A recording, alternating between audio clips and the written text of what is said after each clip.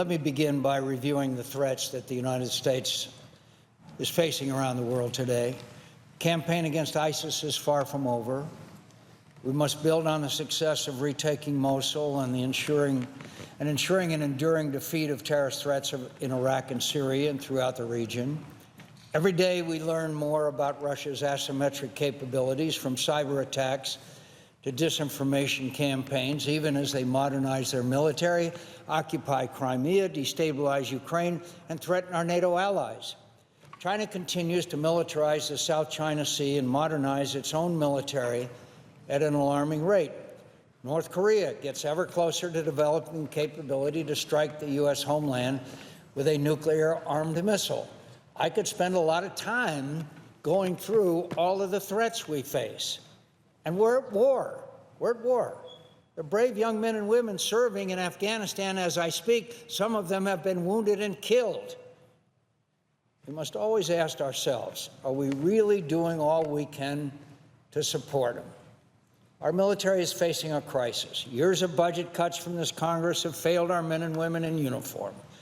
In order to rebuild the military, the Pentagon needs to ramp up readiness programs and embark on an ambitious plan for modernization to make sure our service members are given the training, resources, and capabilities that they need. To do that, the Department of Defense must have senior leadership. They must have senior leadership. The position of Deputy Secretary of State is one of the most critical positions in our government. It's essentially the chief operating officer of the largest, most complex organization in the world, the department that is entrusted with ensuring our national security.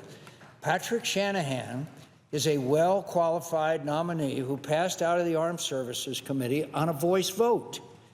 This body voted overwhelmingly 98-1 to confirm General Mattis as Secretary of Defense. He had our overwhelming support to lead the department during challenging time, and yet we've not given Secretary Mattis the senior leadership he needs to help him do his job. Tomorrow, I say to my colleagues, the current Deputy Secretary of Defense, Bob Work, will leave his office tomorrow. There simply is no more time to delay in moving the nomination of Patrick Shanahan. You can choose to vote no, you can choose to vote yes, but let's just vote. The obstruction has gone on long enough, and it has to stop.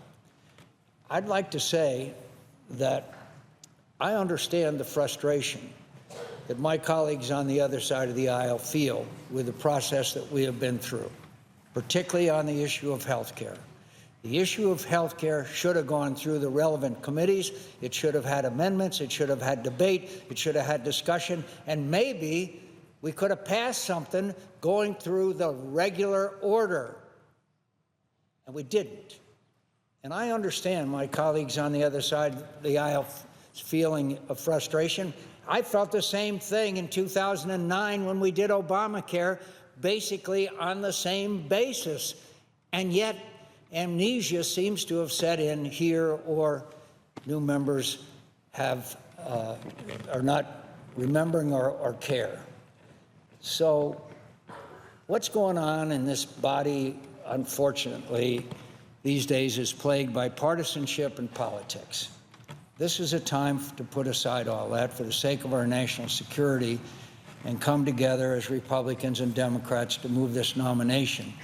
Our men in uniform, men and women in uniform, deserve no less. And let me just say again to my friend from New York, who I have enjoyed doing battle with for many years, he's a man of honesty and integrity and a man of his word. And I understand his frustration. And I understand the frustration on the other side of the aisle because we felt the same thing. So I would again ask the indulgence of the leader of the Democratic Party on the other side to at least consider this unanimous consent agreement. I ask consent that the Senate proceed to the consideration of Executive Calendar Number 157, the nomination of Patrick Shanahan to be Deputy Secretary of Defense, that the nomination be confirmed, the motion to reconsider be considered made, laid upon the table, and the President be immediately notified of the Senate's action.